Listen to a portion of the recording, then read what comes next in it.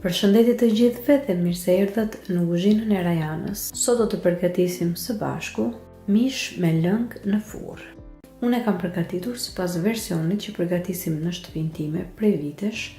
Po të doni mund ta përgatisni edhe në tenxhere ose mund ta fusni edhe në furrë, siç kam vepruar edhe unë në këtë video. Është një recetë tradicionale shqiptare, të cilën nëna tona e kanë gatuar gjithmonë dhe sot vendosa që këtë recetë ta ndaj edhe me ju dhe mund ta përgatisni për familjen tuaj për drekë ose për darkë, ose në rast se në shtëpinë tuaj keni mysafir. Tani le të nisim pa humbur kohë me përgatitjen e recetës. Si fillim, për këtë recetë unë kam përdorur mish viçi. Mishin që unë kam përzgjedhur në këtë rast është mish vetëm tul, të cilin e kam prerë në feta shumë të holla, por sigurisht ju mund të përzgjidhni mishin që dëshironi dhe mund ta prisni sipas formave që doni. Në një tenxhere ku kemi shtuar pak vaj ose gjalp, mund të shtoni aty edhe mishin dhe do ta lëmë të kaurdiset në zjarr mesatar nga të gjitha anët.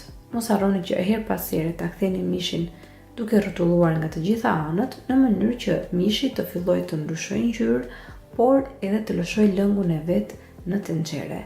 Në momentin që mishi ka ndryshuar ngjyrë dhe ka lëshuar edhe lëngun e vet në tenxhere, tani mishin e largojmë nga tenxheria dhe e vendosim në një pjatë. Në të njëjtën tenxhere ku kemi gatuar dhe mishin, do të shtojmë fare pak gjalp dhe më pas aty do të shtojmë edhe 2 kokra qep mesatare të grira imët, si dhe 2 thelpinj hudhër. Hudhër mund të shtoni sipas dëshirës suaj. Tani do të kaurdisim qepët në zjarr mesatar derisa të shikoni që qepët do të fillojnë të zbuten. Dhe kur qepët fillojnë të zbuten, në këtë pikë në tenxhere do të shtojmë edhe mishin që përgatitëm pak më parë.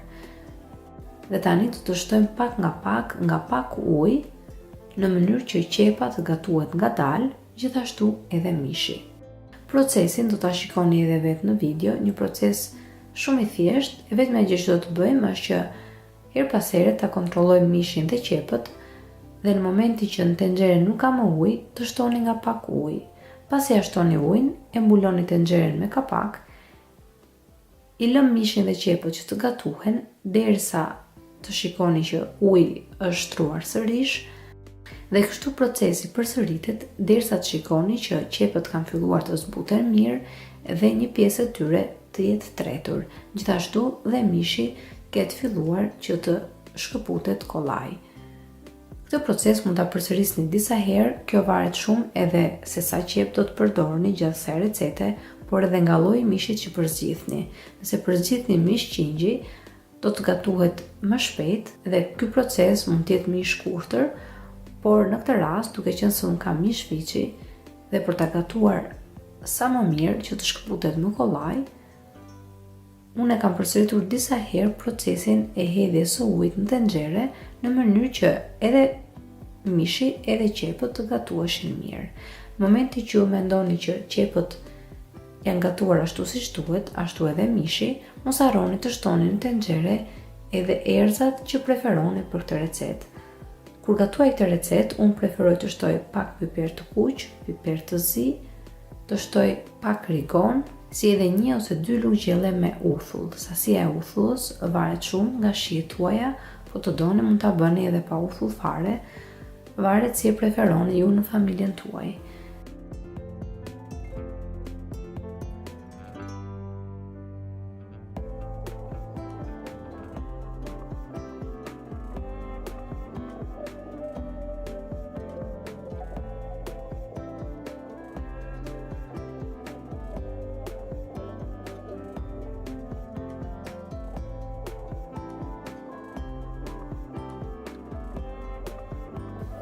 Do t'i trazoni të gjithë përbërësit së bashku dhe në fund fare mishin dhe qepët do t'i mbulojmë me ujë.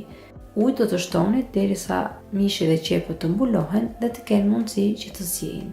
Gjithashtu në këtë pikë mos harroni të shtoni edhe 1 lugë gjysmë gjelle me miell të tretur në 1 gotë me ujë.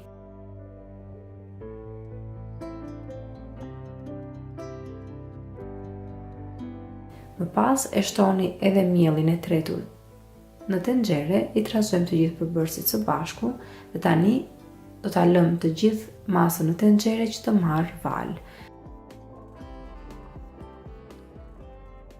Në momenti që masa në tenxhere fillon të marrë val disa herë, në këtë pikë tani të gjithë masën e tenxheres e shtojmë në një tepsi.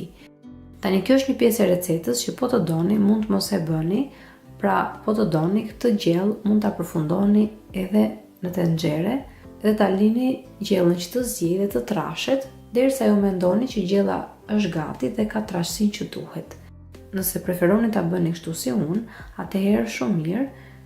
Gjellën që keni përgatitur në tenxhere e shtojmë në një tavë dhe tavën e fusim në furrë për të paktën 25 ose 30 minuta në 200 gradë Celsius, ose derisa të shikoni që lëngu në tepsi ka shtruar pak dhe ka filluar të trashet. Se sa minuta do ta lini varet shumë edhe nga dëshira juaj se sa të trashe doni lëngu në fund.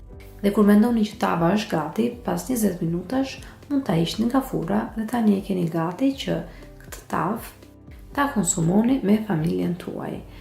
Siç ju thash, mund ta përgatisni edhe në tenxhere ose për një shije edhe më të mirë, mund ta bëni këtë tavë në furrë. Besoni që në furrë me një shije tjetër, edhe mishi, edhe lëngu dhe bëhet edhe më e shijshme. Ne këtë version e preferojmë shumë në familje. Megjithatë, unë e përgatis edhe në tenxhere, varet sipas kohës që kam. Tani nuk na ngele gjë tjetër veçse ta shijojmë me familjen tonë.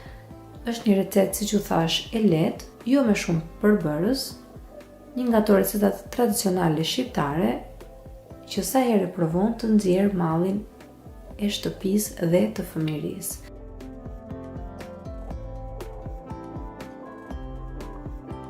Shpresoj shumë që ta provoni dhe nëse ju pëlqen, mos harroni të jepni like kësaj recete, si të ta shpërndani me miqtë dhe familjarët tuaj në rrjetet sociale.